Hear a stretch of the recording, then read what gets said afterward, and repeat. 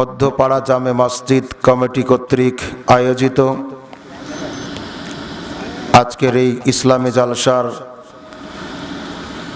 মহাজ্জাজ মহতারাম সম্মানিত সভাপতি, সহসভাপতি সাহেবান, প্রধান অতিথি, বিশেষ অতিথিবৃন্দ, আমন্ত্রিত ওলামায়ে কেরাম, সুযোগ্য সঞ্চালক, বিভিন্ন এলাকা থেকে আগত স্বাগত সমাগত সম্মানিত উপস্থিতি, পর্দার অন্তরালে অবস্থানরত মা ও বোনেরা, যাবতীয় প্রশংসা সেই মহান মাবুদের। তামাম পৃথিবীর মানুষেরা যখন করোনা ভাইরাসে আতঙ্কিত, শঙ্কিত, চিন্তিত, সেই সময় আমাদেরকে সুস্থ রেখে আজকের এই মাহফিলে সমবেত হওয়ার যিনি তৌফিক দান করেছেন, সেই মহান মাবুদের বারগাহে শুকরিয়া আদায় করছি, আলহামদুলিল্লাহ। অসংখ্য দরুদ ও তাসলিমাত উদ্ভাসিত হোক বিশ্ব মানবতার মুক্তির অগ্রদূত সরওয়ারে কায়না সৈয়দুল মুরসালিন রাহমাতুল লিল আলামিন সৈয়দুল কাওনাইনে নবী মুহাম্মদ রাসূলুল্লাহ সাল্লাল্লাহু আলাইহি ওয়াসাল্লামের প্রতি আমরা আবারও সংক্ষিপ্ত দরুদ পেশ করছি, সাল্লাল্লাহু আলাইহি ওয়াসাল্লাম।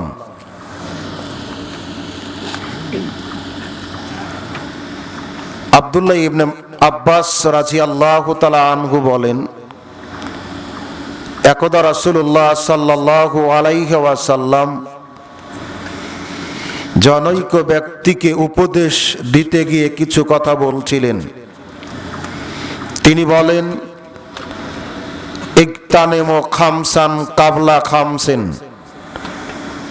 তুমি তোমার জীবনের 5টি বিষয়কে গানিমাত মনে করো, মূল্যায়ন করো, গুরুত্ব দাও 5টি বিষয় এসে যাওয়ার আগে। 1, শাবাবাকা কাবলা হারামিক, তুমি তোমার যৌবনকে গানিমাত মনে করো, মূল্যায়ন করো বার্ধক্য এসে যাওয়ার আগে। আমি, আপনি, আমরা চিরদিন যুবক থাকব না। যখন আমার আপনার যৌবন চলে যাবে তখনই বার্ধক্য এসে যাবে। এজন্য আল্লাহর নবী আমাকে আপনাকে যৌবনের মূল্যায়ন করতে বলেছেন। 2, সেহাতে কাবলা সাকামেক, তুমি তোমার সুস্থতাকে মূল্যায়ন করো অসুস্থতা এসে যাওয়ার আগে। আমি, আপনি চিরদিন সুস্থ থাকব না। যখন আমার আপনার সুস্থতা চলে যাবে তখনই অসুস্থতা এসে যাবে। অতএব যখন আমরা সুস্থ থাকি তাসবিহ, তাহলিল, জিকির, আজকার, নফল ইবাদত বন্দেগী করে সুস্থতাকে মূল্যায়ন করা উচিত। না হলে এমন একদিন আসবে আমার আপনার ইচ্ছা হবে 2 রাকাত নফল সালাত আদায় করার, কিন্তু অসুস্থতার কারণে পেরে ওঠা সম্ভব হবে না। এমন একদিন আসবে আমি আপনি ইচ্ছা করলেও 2টি নফল সিয়াম পালন করা সম্ভব হবে না। 3, গেনাকা কাবলা ফাকরেক, তুমি তোমার সচ্ছলতাকে, সুদিনকে গানিমাত মনে করো দুর্দিন আর অসচ্ছলতা এসে যাওয়ার আগে। 4, ফারাগাকা কাবলা শুগলেকা, তুমি তোমার অবসরকে মূল্যায়ন করো ব্যস্ততা ঘিরে ধরার আগে। রাসূল সাল্লাল্লাহু আলাইহি ওয়াসাল্লাম বলেন, আদম সন্তানকে আল্লাহ সুবহানাহু ওয়া তাআলা যত নিয়ামত দিয়েছেন তার মধ্যে গুরুত্বপূর্ণ 2টি নিয়ামত যার সম্পর্কে আদম সন্তান একেবারে অমনোযোগী। 1, আদম সন্তানের সুস্থতা। 2, তার অবসর। আল্লাহর নবী বলেছেন, আদম সন্তান এ দুটি ব্যাপারে একেবারে অমনোযোগী। যখন আমরা অবসরে থাকি আমাদের উচিত হবে নফল সালাত, সিয়াম, তাসবিহ, তাহলিল করে অবসর সময়কে কাটিয়ে দেওয়া। আবু হুরায়রা রাদিয়াল্লাহু তাআলা আনহু বলেন, রাসূলুল্লাহ সাল্লাল্লাহু আলাইহি ওয়াসাল্লাম বলেছেন, কালেমাতানে খাফিফাতানে আলাল লিসান শাকিলাতানে ফিল মিজান হাবিবাতানে ইলা রহমান। দুটি বাক্য রয়েছে, বলা খুব সহজ, নেকির পাল্লাতে ভারী, আল্লাহর নিকটে প্রিয়। দুটি বাক্য রয়েছে, বলা খুব সহজ, নেকির পাল্লাতে ভারী, আল্লাহর নিকটে প্রিয়। আল্লাহর নিকটে প্রিয়, নেকির পাল্লাতে ভারী, বলা খুব সহজ। বাক্য দুটি হলো সুবহানাল্লাহি ওয়া বিহামদিহি সুবহানাল্লাহিল আযীম। আমরা চুপচাপ না থেকে এই তাসবিহগুলি পড়ার চেষ্টা করি। সুবহানাল্লাহি ওয়া বিহামদিহি সুবহানাল্লাহিল আযীম।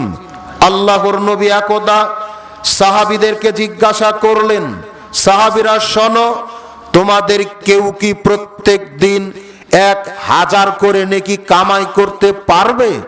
সক্ষম? সাহাবীরা বলছেন, এটা কি করে করা সম্ভব? তখন তিনি বলছেন, যে বা যাহারা এই তাসবিহকারী, নারী হতে পারে, পুরুষও হতে পারে, ছোটও হতে পারে, বড়ও হতে পারে, যে বা যাহারা দৈনিক 100 বার করে এই তাসবিহটা করবে, সুবহানাল্লাহি ওয়া বিহামদিহি সুবহানাল্লাহিল আযীম, তার আমল নামাতে 1000 করে নেকি লেখা হবে। আপনি যখন তাসের আড্ডাতে ছিলেন ঘন্টার পর ঘন্টা, এই সময় এই তাসবিহ আপনার জন্য বহুবার পড়া সম্ভব ছিল।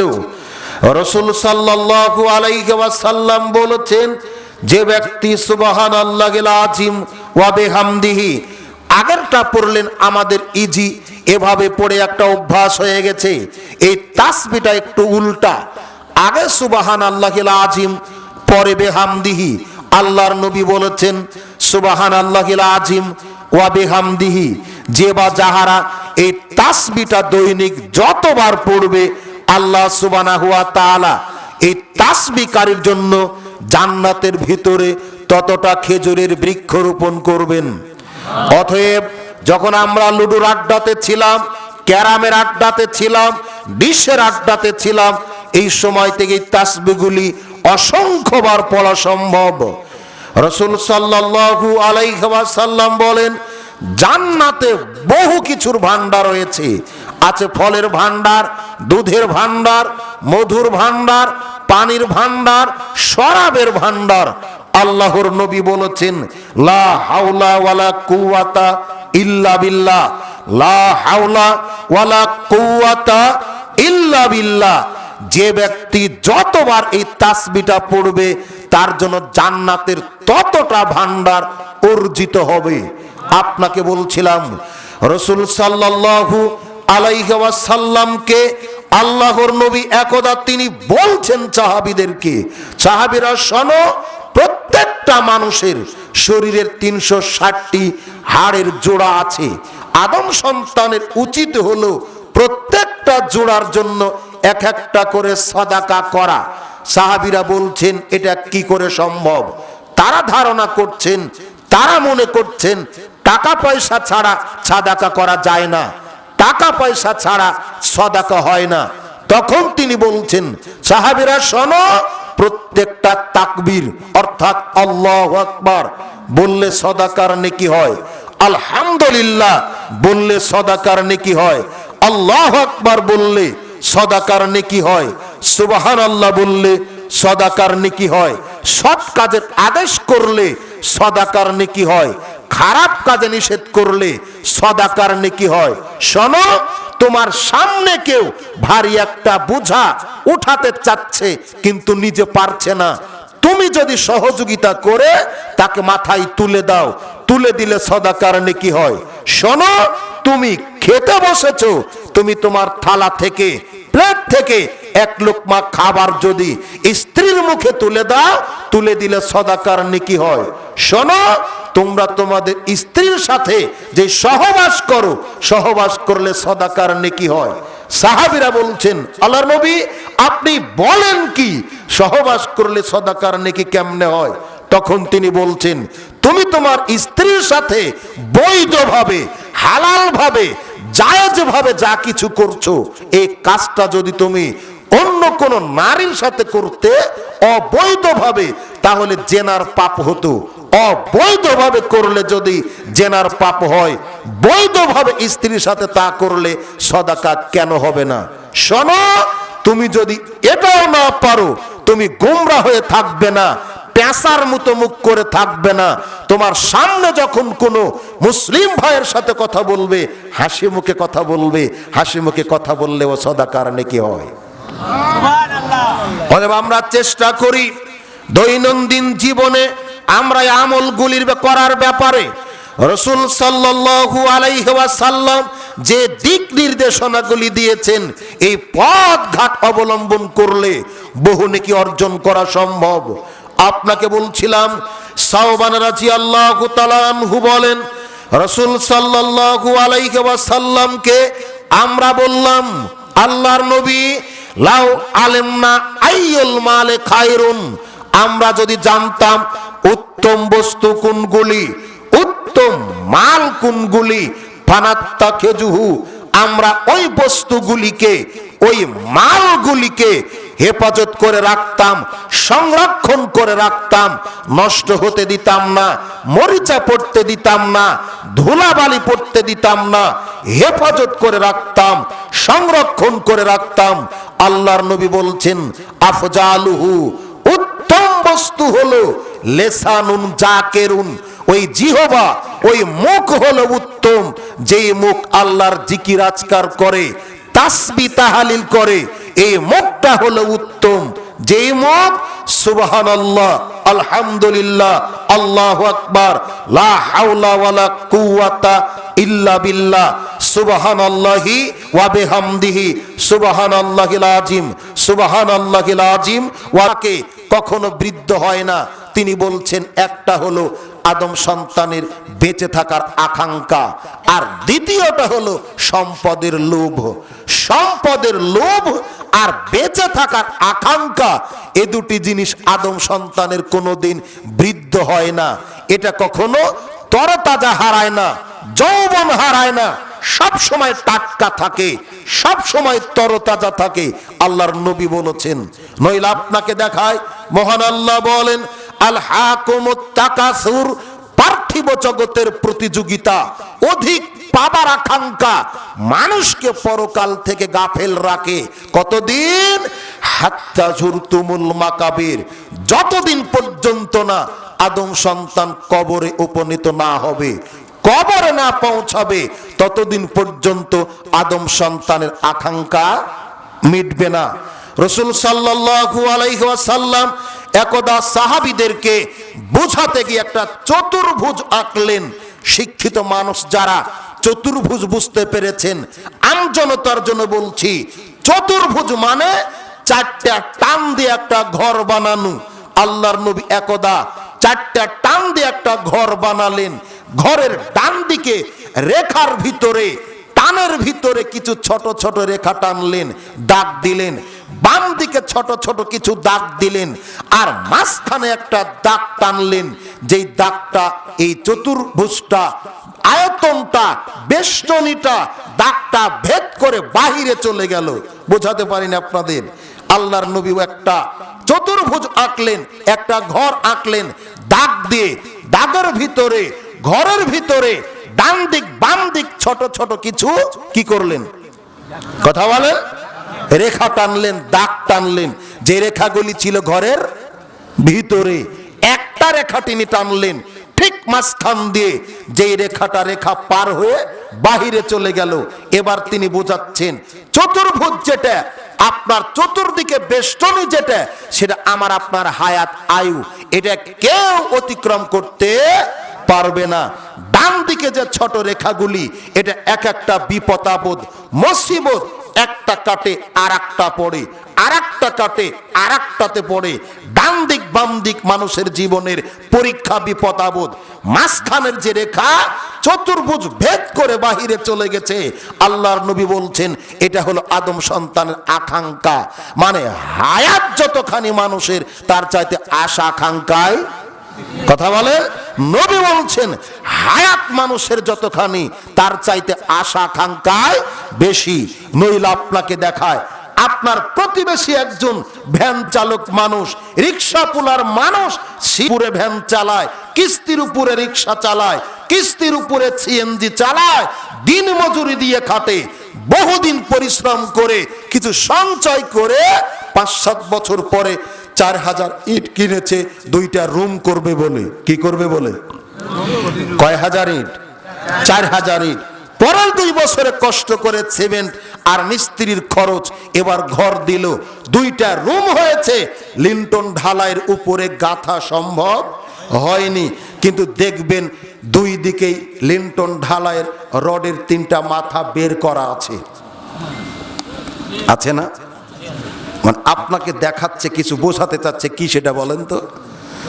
সুযোগ পেলে এখান থেকে আরো 11টা রুম হতে, কথা বলেন, অবস্থা একটু ভালো চলেন। টাকা নিয়ে গেল ইঞ্জিনিয়ারের কাছে, ইঞ্জিনিয়ারিং প্ল্যান নিয়ে 6 তালার ভিত দিয়ে মজবুত ভাবে কমপ্লিট হয়েছে 2 তালা। এখানে তো কলম বড় করে রাখার মানে হয় না, মানে হয়? কলম বড় করতে রড লেগেছে, সিমেন্ট লেগেছে, খোয়া লেগেছে, 10টি টাকায় হলে তো খরচ হয়েছে। 12টা পিলার 2 হাত করে তোলা আছে 2 তলা ছাদের উপরে। মানে আপনাকে কিছু বোঝাচ্ছে কি বলেন তো? সুযোগ হলে এর উপরে আর1 তলা হবে। কিচ্ছু ছিল না, বহু কষ্ট করে 10 কাঠা জমি কিনেছে, এর আলহামদুলিল্লাহ বলে না। আরো টার্গেট সামনে বছরে 10 কাঠা কি করে হবে। 1 বিঘা ছিল, আলহামদুলিল্লাহ বলে না। না ছিল জমি তখনও চলেছে, 1 বিঘা তবু চলে না। 2 বিঘা হলো, জমি ছিল না তখন ভালো চলেছে, জামাতে হাজির হতো, আযান শুনলে মসজিদে যেত। 5 বিঘা হয়েছে, আলহামদুলিল্লাহ বলে না। টার্গেট 6 বিঘা কি করে হবে। এই প্রতিযোগিতা চলতেই থাকবে। আল্লাহ বলেছেন কতদিন? হাত্তা জুরতুমুল মাকাবির, যতদিন পর্যন্ত না আদম সন্তান কবরে না যাবে ততদিন এই প্রতিযোগিতা চলতেই থাকবে। আল্লাহ বলেছেন মানুষের ঊর্ধ্বে নয়, তবে আপনাকে আমাকে মনে রাখতে হবে আইন কাম যদি বৈধ হয় আর প্রয়োজন যদি না থাকে, আমাদের এই জায়গায় যাওয়া যাবে না। যতক্ষণ ওখানে থাকবেন ততক্ষণ ইবাদত বন্দেগি করবেন, যতক্ষণ ওখানে থাকবেন ততক্ষণ ইবাদত বন্দেগি করবেন। পারলৌকিক জীবনে ইবাদত বন্দেগির খুবই প্রয়োজন, কথা বলেন, খুবই প্রয়োজন। কেউ কারো সাথী হবে না, যার জন্য জীবন বাজি রেখে চলেন। রাস্তাঘাটে, সড়কে, বাস, ট্রাকে আপনি খেয়ে থাকেন কি না থাকেন পরোয়া করেন না, শরীরের দিকে দেখেন না। যার জন্য এত পরিশ্রম করেন সে কেউ আমার আপনার সাথে কবরে থাকবে না। রাসূল সাল্লাল্লাহু আলাইহি ওয়াসাল্লাম বলেছেন ইয়াতবাগুল মাইয়াতা সালাসাতুন, মাইয়াতকে অনুসরণ করে আমি আপনি আমরা যখন কবরে যাব আমাদের সাথে যাবে 3টি জিনিস। কয়টি জিনিস? 3টি জিনিস। 1 আহলুহু, মাইয়াতের পরিবার। 2 ওয়া মালুহু, মাইয়াতের সম্পদ। 3 ওয়া আমালুহু, মাইয়াতের আমল। আমি আপনি আমরা যখন মারা যাব, কবরে নেওয়া হবে, আমার আপনার সাথে যাবে 3টি বস্তু। আমার আপনার পরিবার, আমার আপনার সম্পদ, আমার আপনার আমল। আল্লাহর নবী বলেছেন পায়ার যে উসমানে ওয়ায়াবকা ওয়াহিদ, অনুসরণ করা 3টি বস্তুর 2টি ফিরে আসবে, 1টি মাইয়াতের সাথে থাকবে। ফেরত যেই 2টি বস্তু আসবে, 1 আহলুহু, মাইয়াতের সম্পদ, পরিবার। আপনাকেই বলছিলাম, প্রায় কথাটা আমি বলি, আপনি যখন প্রাইমারিতে পড়তেন আপনার বান্ধবীকে ভালোবাসতেন, মন দেওয়া নেওয়া চলছে, হাই স্কুল জীবন কাটালেন, কলেজ জীবন কাটালেন, বিশ্ববিদ্যালয় কাটালেন, 2 জনে চাকুরি করেন, কেউ বিবাহের কথা বলেন না। অথচ আপনার প্রতিবেশী, আপনার চেয়ে ছোট যারা বিবাহ করে সংসার করে তারা আপনার ছোট যারা বিবাহ করে সংসার করে তারা দুইজন দুইজনকে ভালোবাসেন, পারিবারিকভাবে জানাজানি হলো, কেউ কারো সম্পর্ক মেনে নিতে চাচ্ছে না, এক পর্যায়ে হুমকি দিলেন যদি আমাদের সম্পর্ক মেনে নেওয়া না হয় আমরা আত্মহত্যা করব। আপনাদের দুইজনকে বাঁচানোর তাকিদে দুই পরিবারের সমঝোতায় বৈধভাবে বিবাহ দেওয়া হলো। আপনার দাম্পত্য জীবন চলছে 50 বছর, 60 বছর, 70 বছর, 80 বছর যাবত আপনি আপনার স্ত্রীকে এতটাই ভালোবাসেন, 80 বছরের জীবনে কেউ কাউকে ছাড়া এক রাত কোথাও থাকেননি, একসাথে থেকেছেন। আপনাকেই বলছি বাস্তবতা কত কঠিন। একই বিছানায় থেকেছেন, একই বালিশে থেকেছেন, একই ঘরে থেকেছেন। আজকে সকালে কালকে সকালে আপনি যখন মারা যাবেন, দুপুর নাগাদ দাফন কাফন করা হবে, সন্ধ্যাবেলাতে আপনার ওই বউ বলবে, কোন বউ? যাকে জীবন নাশের হুমকি দিয়ে বিবাহ করেছিলেন, 80 বছর যাবত একই বিছানায় একই খাটে থেকেছিলেন, আজ আগামীকাল সকালে মারা যাবেন, দুপুরে দাফন কাফন করা হবে, সন্ধ্যাবেলাতে ওই বিছানায় শুয়ে যাওয়ার সময়, শোবার সময়, রাতের সময় আপনার এই বউ বলবে একা থাকতে কেমন যেন ভয় ভয় হচ্ছে। বাস্তবতা 80 বছর যেই বিছানায় ছিলেন কেউ কাউকে ছাড়া এক রাত কাটাননি, তাহলে লাভ কি হলো? আপনাকে বলছিলাম কেউ আমার আপনার সাথে কবরে যাবে না। আপনাকে বলছিলাম দ্বিতীয় যেই বস্তুটা ফিরে আসবে, আপনার ছেলে পড়তো রাজশাহী বিশ্ববিদ্যালয়ে, ঢাকা বিশ্ববিদ্যালয়ে, আপনার মৃত্যুর সংবাদ শুনে হয়তো বা বাড়িতে আসবে, একটু 2-4 মিনিট কান্নাকাটি করবে, এরপর আর কাঁদবে না। খুব বেশি জোর আপনার ছেলে কাঁদবে, আপনার নাতি আপনাকে স্মরণ করবে না। এটা বাস্তবতা আপনাকে বলছি। অনেকের দাদা মারা গেছে, নাতির কথা সকালে জিজ্ঞাসা করবেন, দাদার কথা তার মনে নাই।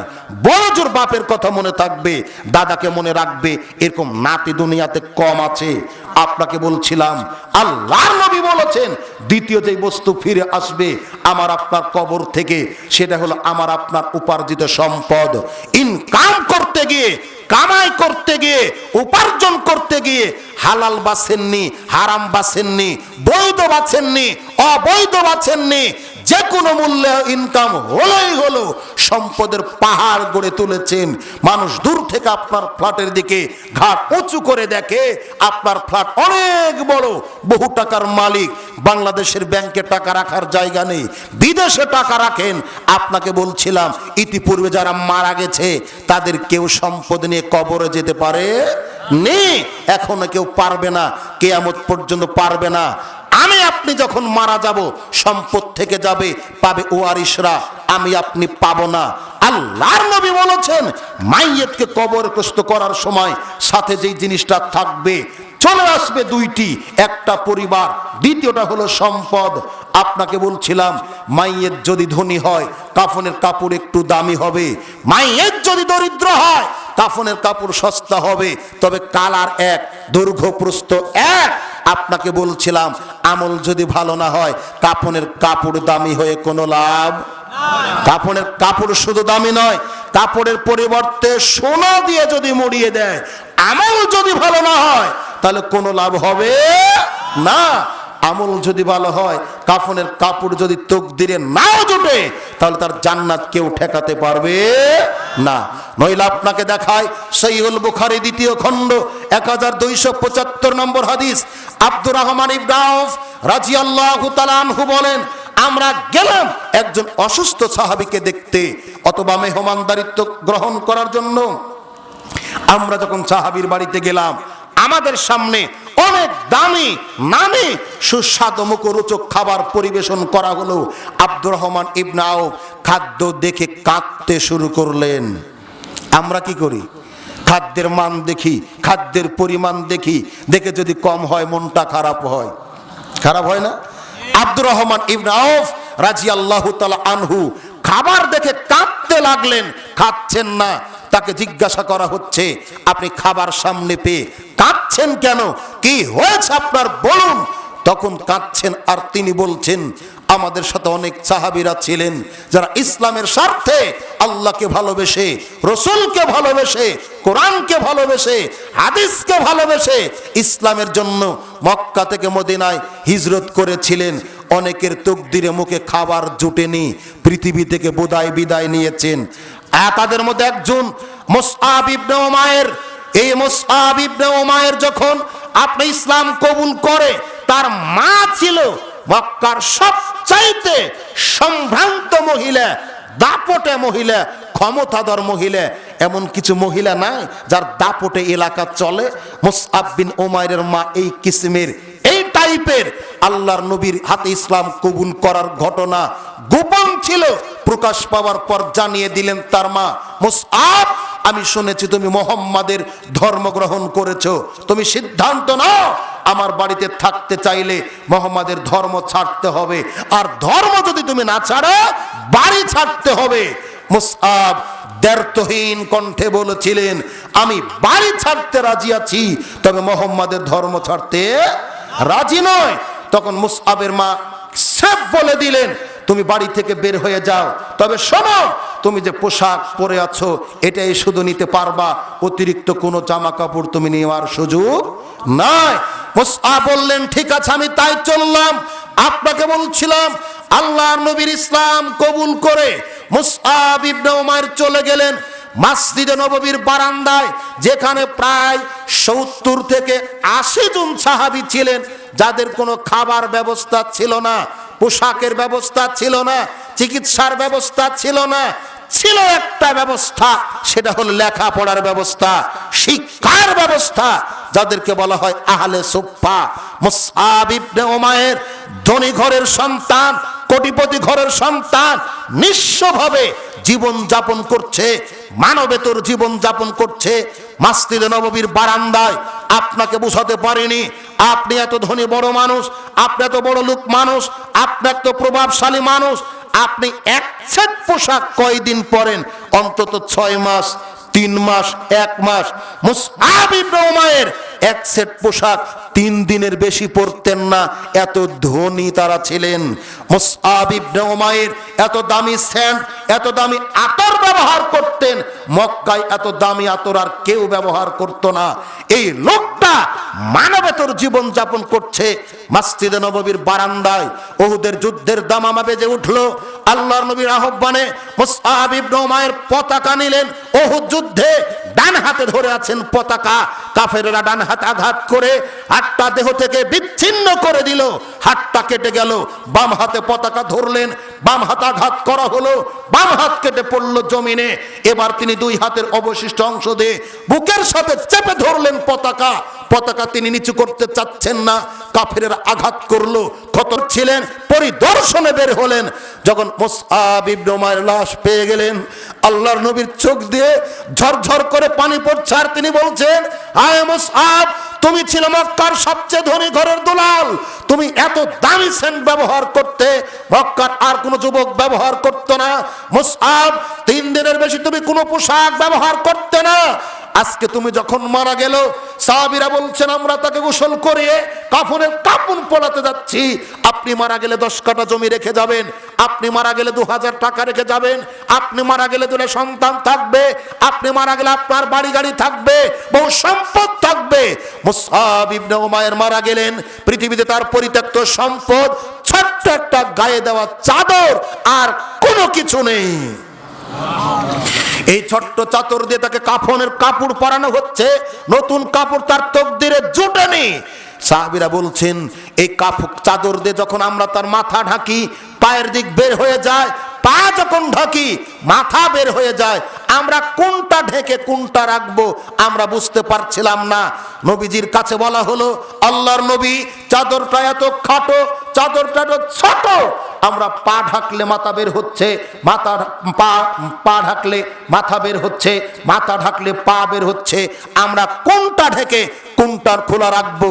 আল্লাহর নবী বললেন, চাদর দিয়ে মুসআব ইবনে উমাইরের মাথা ঢেকে দাও, আর পায়ের দিকটা মক্কাতে এক জাতীয় ঘাস হয় যার নাম ইসখের ঘাস দিয়ে মুসআব ইবনে উমাইরের পায়ের দিকটা ঢেকে দাও। জান্নাতি সাহাবী পৃথিবী থেকে যাচ্ছেন, কাফনের কাপড় জুটে নেই। বলছিলাম, আমল যদি ভালো হয় কাফনের কাপড় ছাড়াও জান্নাত পাওয়া যাবে, আমল যদি ভালো না হয় কাফনের কাপড় দামি হয়ে কোনো লাভ হবে না। একথাই আল্লাহর নবী বলছেন, মাইয়েতের সাথে কবরে যে জিনিসটা থাকবে সেটা হলো মাইয়েতের আমালুহু, আমল। আমল যদি ভালো হয়, ডান হাতে প্রাপ্তির পর সন্তুষ্টি চিত্তে হাসি মুখে জান্নাতে যাওয়া সহজ হবে। আমল যদি খারাপ হয়, বাম হাতে প্রাপ্তির পর অপমানজনক ভাবে, লাঞ্ছিত ভাবে, অবনত মস্তকে মাথা নিচু করে জাহান্নামে প্রবেশ করতে হবে, বাঁচার কোনো পথঘাট থাকবে না। বলছিলাম আল্লাহর নবী বলছেন উত্তম বস্তু হলো তিনটি। এক, লেসানুন জাকিরুন, ওই জিহবা, ওই মুখ, যেই মুখ আল্লাহর জিকির করে। দুই, ওয়া কালবুন শাকিরুন, ওই অন্তর, যেই অন্তর আল্লাহর কৃতজ্ঞতা প্রকাশ করে। আপনাকে বলছিলাম মা বোন যারা এসেছেন, পরের অংশ আল্লাহর নবী তাদের ব্যাপারে বলেছেন ওয়া জাওজাতুন মুমিনাতুন তুইনুহু আলা ঈমানিহি, ওই স্ত্রী হলো উত্তম, ওই বউ হলো উত্তম, যেই বউ, যেই স্ত্রী তার স্বামীকে দ্বীনের কাজে, নেকির কাজে, সওয়াবের কাজে, পুণ্যের কাজে স্বামীকে সহযোগিতা করে, এই বউ হলো উত্তম। কিভাবে? স্বামী স্ত্রী দুইজনে 5 ওয়াক্ত পড়েন, ফজরের আজান শুনে স্বামী যে রাতে আগে জাগতে পারে, স্ত্রী জাগেনি, স্ত্রীর মুখে পানি ছিটিয়ে দিয়ে জাগ্রত করে, উঠো ফজরের আজান হয়েছে, ফজর পড়তে হবে। স্বামী স্ত্রী দুইজনে তাহাজ্জুদ পড়েন, যে রাত্রে স্ত্রী আগে জাগতে পারে, স্বামীর মুখমণ্ডলে পানি ছিটিয়ে দিয়ে জাগ্রত করে, উঠো তাহাজ্জুদ পড়তে হবে। এইভাবে যেই স্ত্রী স্বামীকে দ্বীনের কাজে সহযোগিতা করে, এই স্ত্রী হলো উত্তম। আল্লাহর নবী বলেছেন, সাদ ইবনে আবি ওয়াক্কাস রাদিয়াল্লাহু তাআলা আনহু বলেন, রাসূল সাল্লাল্লাহু আলাইহি ওয়াসাল্লাম বলেছেন, পুরুষদের জন্য সৌভাগ্যের বস্তু হলো 4টি। 4টি বস্তু আছে যার সৌভাগ্য তার, 4টি বস্তু আছে যার সৌভাগ্য তার। তার 1 নাম্বার হলো আলমার আতু সালেহা, ভালো বউ আছে যার, ভালো স্ত্রী আছে যার, সৌভাগ্য তার। পৃথিবীতে সৌভাগ্যের বস্তু 4টি, তার 1 নম্বর ভালো বউ। ভালো বউ সবার তকদিরে জোটে না। বউ যদি ভালো না হয়, আপনি যত ভালো খান, যত ভালো পড়েন, আপনার মনের ভিতরে একটা জিনিস থাকবে না। সেটা কি বলেন তো? শান্তি। শান্তি থাকবে না। 1 লক্ষ টাকা মাসে বেতন পান, সকালবেলা ওই হোটেলের পোড়া তেল দিয়ে ভাজা পুরি আপনাকে খেতেই হবে, ওই খিচুড়ি আপনার খেতেই হবে। আর বউ যদি ভালো হয়, দেখেন আপনি সুখী না ভ্যান আলা সুখী। আপনাকে কিছু কথা বলি, আপনি সকালবেলায় যাবেন রাজশাহীতে, বনলতা এক্সপ্রেস 7টাতে ছাড়ে, অগ্রিম যেতে হবে বিরতিহীন ট্রেন। আপনি বলে রেখেছেন ভাই ফজর পড়ে পৌঁছে দিবেন, আপনি ভ্যানালাকে বলতে গেছেন। কাকে বলতে গেছেন? ভ্যানালাকে। সারা দিন ভ্যান চালিয়ে উপার্জন করে যা ইনকাম করেছে, 2 কেজি চাল, 1/2 কেজি ডাল কিনে বউকে দিয়ে বলেছে, শোনো সূর্য ডুবার আগে রান্না করা চাই, কারেন্টের বিল দেওয়া যাবে না। রান্না করা রেডি, ভ্যান নিয়ে চলে এসেছে বাড়িতে, পরিষ্কার পরিচ্ছন্ন হয়ে রান্না করা শেষ। সূর্য ডোবার আগে খেয়ে মাগরিবের পরে পরেই আপনি যখন ডাকতে গেছেন, বলতে গেছেন ভোরে আপনাকে রাজশাহী রেল স্টেশন দেওয়া লাগবে, তখন ওর নাক ডাকাচ্ছে আর ঘুম পাড়তেছে। আর আপনি 1 লক্ষ টাকা বেতন পান, ঘুমের ট্যাবলেট খাওয়ার আগে ঘুম আসে না। বলেন তো সুখী কে? আপনি না ভ্যানালা? কথা বলেন, সুখী কে? আপনি না ভ্যানালা? নবী বলেছেন ধনীদের 500 বছর আগে গরিবেরা জান্নাতে যাবে। আমি দেখতে পাচ্ছি ধনীরা আটকিয়ে রাখা হয়েছে, ধনীরা জান্নাতে যাবে না, এ কথা নবী বলেননি। তবে তিনি বলছেন ধনীদের 500 বছর আগে গরিবেরা জান্নাতে যাবে। গরিবের হিসাব সম্পদ কম, হিসাব নিকাশ আগে হয়ে যাবে, ধনীরা জাহান্নামে যাবে, এ কথা নবী বলেননি। তবে তিনি বলছেন আমি দেখতে পাচ্ছি ধনীদেরকে আটকিয়ে রাখা হয়েছে, সম্পদের হিসাব তখনও ক্লিয়ার হয়নি। জাহান্নামে যাবে কথা না, সম্পদ বেশি, হিসাব দিতে দেরি হবে। গরিবের সম্পদ কম, আগে হিসাব দিয়ে ধনীদের 500 বছর আগে জান্নাতে চলে যাবে। অবশ্য অন্য জায়গায় তিনি বলেছেন কয়েক শ্রেণীর মানুষ আল্লাহর জান্নাতে যাবে না, তার মধ্যে ওই শ্রেণীর গরিব যারা অহংকারী। গরিব হওয়া ভালো, অহংকারী হওয়া ভালো নয়। গরিব হওয়া ভালো, অহংকারী হওয়া ভালো নয়। অহংকার কি? আল্লাহর নবী বলেছেন, যার অন্তরের ভিতরে সরিষার দানা পরিমাণ অহংকার থাকবে এই ব্যক্তি জান্নাতে যাবে না। সাহাবীরা বলছেন, আল্লাহর নবী, মানুষ তো চায় তার জুতা জোড়া ভালো হোক, মানুষ তো চায় তার জামা জোড়া ভালো হোক, এটা কি অহংকার? তখন আল্লাহর নবী বলছেন, শোনো, আল্লাহ সুন্দর। আল্লাহ কি? আল্লাহ কি অসুন্দর? আল্লাহ সুন্দর। তিনি সুন্দরকে পছন্দ করেন, ভালোবাসেন। জুতা জোড়া ভালো হোক এটা আল্লাহও চান, জামা জোড়া ভালো হোক এটা আল্লাহও চান। আরেকটু আপনাকে বলি, একজন মানুষ, ধনী মানুষ, ধরে নিন আজকের এই শ্রদ্ধেয় প্রধান, শ্রদ্ধেয় বড় ভাই, ওনার সামর্থ্য আছে, ওনাকেই বলি, ওনার সামর্থ্য আছে 2000 টাকার পাঞ্জাবি পরার, আল্লাহ সেই সামর্থ্য দিয়েছেন। উনি যদি 2000 টাকা দামের পাঞ্জাবি না পরেন তাহলে উনি কৃপণ। বোঝাতে পারিনি? আল্লাহ সামর্থ্য দিয়েছেন, যদি তিনি পড়েন তাহলে আল্লাহকে বুঝাবেন, আল্লাহ তুমি যে সামর্থ্য দিয়েছো আমি তার বহিঃপ্রকাশ ঘটালাম, কিন্তু আপনার 10 টাকা দামের জামা পরার যোগ্যতা নয়, যদি 20 টাকা দামের পরেন এটা হবে অপচয়। কি বুঝতে পারেননি? যোগ্যতা যেটার আছে এটা পড়লেন তো কৃতজ্ঞতা প্রকাশ করলেন, আর যোগ্যতা নয় এর পর যদি পড়েন আপনি এটা অপচয় করলেন। ইমানদারদের পথ হলো মিতব্যয়িতা অবলম্বন করা, কৃপণতাও নয়, অপচয় নয়, দুইটিতে ক্ষতি আছে। সংক্ষিপ্ত এখানে কিছু আপনাকে বলি, আপনার আমার সমাজে 2 শ্রেণীর মানুষ বসবাস করে, 1 কৃপণ, 2 অপচয়কারী। কৃপণ আপনি এত, আপনার ছেলে মেয়ে স্কুল কলেজে পড়ে, বন্ধুরা তাকে প্রত্যেক দিন কিছু না কিছু খাওয়ায়, আপনার ছেলের মনটা চায় না তাদেরকে কিছু খাওয়াতে, কিন্তু আপনি এতটাই কৃপণ ছেলের হাতে কোনোদিন 10টা টাকা দিতে, 10টা টাকা দিতে জানেন না, অভ্যাসই নেই। আপনার ক্ষতি হবে দুনিয়াতে, ক্ষতি হবে পরকালে। কিভাবে? আপনি আলু তুলে রেখেছিলেন বাড়িতে, বস্তা প্যাকেট করার আগে দেখবেন 3 বস্তা নাই। আপনার স্ত্রীর সহযোগিতা আপনার ছেলে চুরি করে বিক্রি করেছে। ধান কেটে তালাতে তুলে রেখেছিলেন 80 মণ, পাইকারি ডাকে নিয়ে বিক্রি করার ওজন করছেন, মেপে দেখবেন 50 মণ আছে, 30 মণ নেই। আপনার স্ত্রীর সহযোগিতায় আপনার মেয়ে, আপনার ছেলে চুরি করে বিক্রি করেছে। আপনি আপনার বউকে চুর বানিয়েছেন, আপনি আপনার ছেলে মেয়েকে চুর বানিয়েছেন, এটা কৃপণতার ফসল।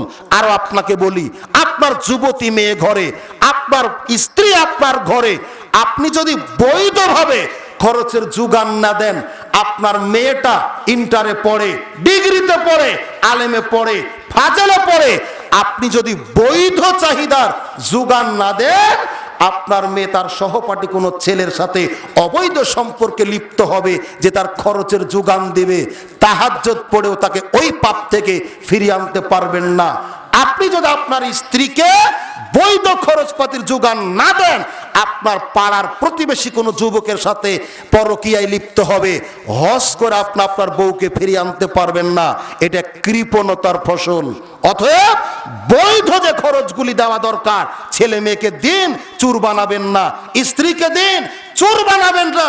এটা বললাম কৃপণতার ফসল। এখন আপনাকে দেখায় অপচয় করার ফসল। বহু মানুষ সমাজে আছে, স্টলে বসলে তাদের গল্পের তুপে টিকা যায় না। আমার এত জমি, এত বাড়ি, এত গাড়ি, এত টাকা, এতটা পুকুর, খাবে কে একটা ছেলে? এরকম লোক আছে না? এরকম লোক আছে না? ছেলে পড়ে রাজশাহী বিশ্ববিদ্যালয়ে, ছেলে পড়ে ঢাকা বিশ্ববিদ্যালয়ে, মাসে খরচ লাগে বৈধভাবে 10,000, আপনি পাঠান 20,000। আছে বহু, গল্প করেন স্টলে বসে। 10,000 টাকা আপনার ছেলে পড়াশোনার কাজে খরচ করে, আর বাকি 10,000 টাকা খরচ করে ইয়াবা খায়, ফেনসিডিল খায়, অবৈধভাবে আড্ডা মারে। হঠাৎ করে দেখবেন টেলিভিশনের পর্দায় র্যাবের হাতে ফেনসিডিলের বোতল না আপনার ছেলের ছবি। এটা অপচয় করার ফসল, অপচয় করার পাপ। আপনি আপনার ছেলেকে ভালোবাসেন, কিন্তু কখনো ধ্বংস করবেন না। বেশি পয়সা দিয়ে, বেশি পয়সা দেওয়া ধ্বংসের কারণ, বেশি পয়সা হলো ধ্বংসের কারণ। আপনি প্রয়োজন অনুপাতে পয়সা দিন, খোঁজ খবর নিন, আপনার ছেলেকে মানুষ করুন। আল্লাহ সুবহানাহু ওয়া তাআলা বলেছেন এক জায়গাতে, নিশ্চয়ই তোমাদের সন্তান, স্ত্রী, পুত্র তোমাদের জন্য সৌন্দর্যের বস্তু। কিসের বস্তু? কিসের বস্তু? গোটা আসমান, সপ্তম আসমানটা আল্লাহ তারকা দিয়ে সাজিয়েছেন, সূর্য দিয়ে সাজিয়েছেন, চন্দ্র দিয়ে সাজিয়েছেন। বাকি 6টা আসমানে কিন্তু তারকা নাই, নক্ষত্র নাই, গ্রহ নাই, সুশোভিত করেছেন দুনিয়ার আসমানকে। অন্য জায়গায় আল্লাহ বলেছেন, নিশ্চয় সন্তান সন্ততি স্ত্রী তোমাদের জন্য ফিতনার বস্তু। কি কথা বোঝা যায় না? একই আল্লাহ দুই জায়গায় দুই কথা বললেন। এক জায়গায় বললেন